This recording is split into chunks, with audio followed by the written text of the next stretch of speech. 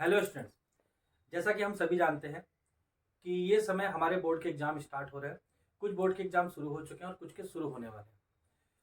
तो इसी को ध्यान में रखते हुए मैं आपके लिए कुछ ऐसे इजी स्टेप्स लाया हूँ जिनको फॉलो करके आप मैक्सिमम मार्क्स अपने बोर्ड के एग्ज़ाम में स्कोर कर सकते हैं। वेलकम टू अनुभूति classes, the world of knowledge, and I am Rahul Saxena.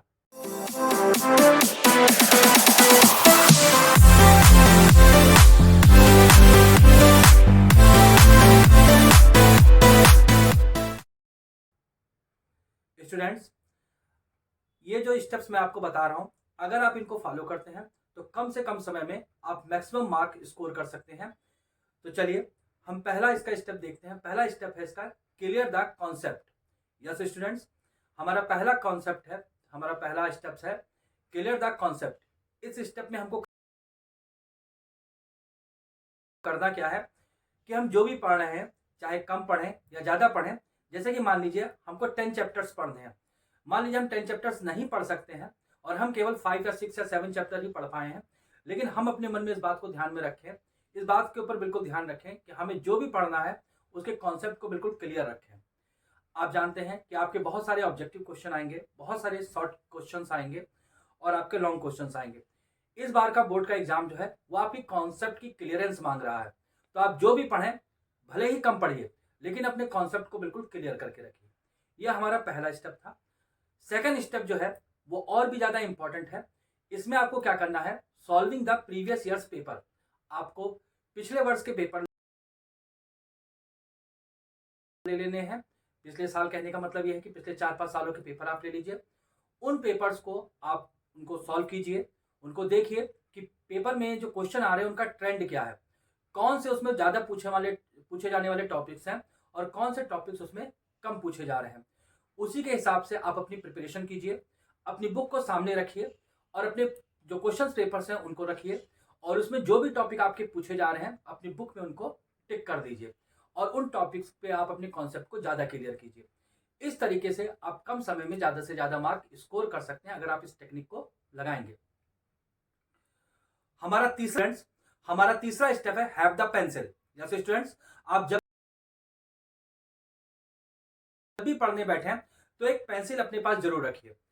जो भी टॉपिक आप पढ़ रहे हैं उसमें जो भी इंपॉर्टेंट पॉइंट आते हैं, क्योंकि हर टॉपिक में कुछ ना कुछ इंपॉर्टेंट पॉइंट्स ही होते हैं, उन इंपॉर्टेंट पॉइंट्स को अपनी पेंसिल से टिक कर लीजिए और बार बार उनके ऊपर ध्यान दीजिए। जब आप पेंसिल से किसी टॉपिक को, किसी वर्ड्स को आप टिक करते हैं तो इससे क्या होता है कि वो आपके मन में ज्यादा समय तक रहता है और आप उसको ज्यादा लंबे समय तक लर्न कर सकते हैं। तो इस तरीके से ये पेंसिल मेथड जो आपके बहुत काम आएगा और आपको ध्यान में रखेगा कि आपने किस चीज को टिक किया है। और वो हमारा फोर्थ स्टेप है no negative thought. Yes students, अब ये एग्जाम का सीजन है, जैसे कि हम सभी जानते हैं कि लगातार एग्जाम हो रहे हैं। तो कई हमारे हमसे सीनियर्स जो होते हैं या हमारे टीचर्स होते हैं वो हमको कई सारे की एडवाइस करते हैं। तो आप ये समझ लीजिए हमको केवल सभी से केवल पॉजिटिव एडवाइस ही लेनी है। किसी भी तरह का नेगेटिव विचार अपने मन में मत लाइए कि अगर मैं ऐसा हो जाएगा या मेरे मार्क्स कम आएंगे या मैं फेल हो जाऊंगा। आपको जो भी करना है इसमें पॉजिटिव थॉट के साथ करना है और इस बात को बिल्कुल अपने मन में रखिए कि आप जो पढ़ रहे हैं वही आपके पेपर में आएगा। अगर आप इस मन से अपनी पढ़ाई करेंगे तो मैं आपको गारंटी लेके कहता हूं कि 100% वही आएगा जो आपने पढ़ाई की होगी। तो इसलिए अपने मन में कोई भी निगेटिव विचार नहीं लाइए, पॉजिटिव थॉट के साथ तैयारी कीजिए। जो भी कम समय आपके पास बचा है उसमें आप पॉजिटिव विचार रखिए और अपनी पूरी तैयारी बना के रखिए।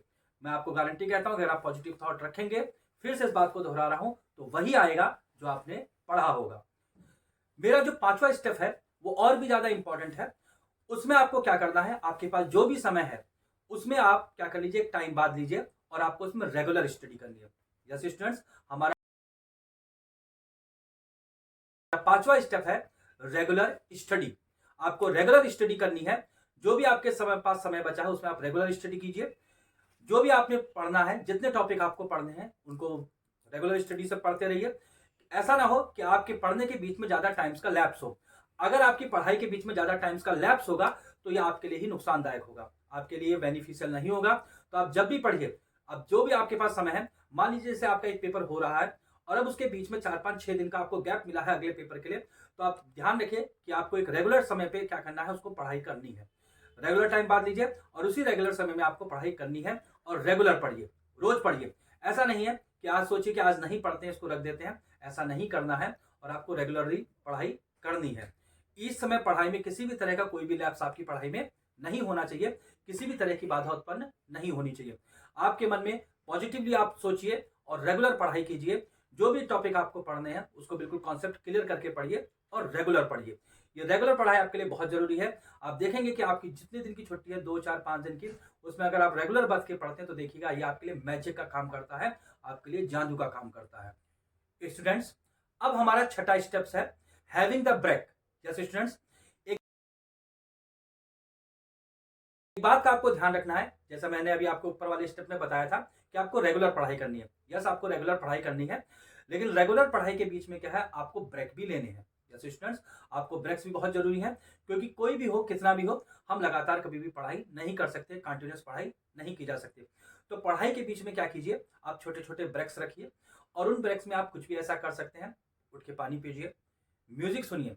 लेकिन एक बात मैं आपको सलाह देना चाहूंगा, किसी भी हाल में मोबाइल को मत चलाइए, मोबाइल को मत छूइएगा। आप रेगुलर पढ़ाई कीजिए और उसके साथ साथ उसमें छोटे छोटे ब्रेक भी करते रहिए। अपने माइंड को थोड़ा सा फ्रेश रखिए और फ्रेश होकर पढ़ाई कीजिए और पॉजिटिव रखिए।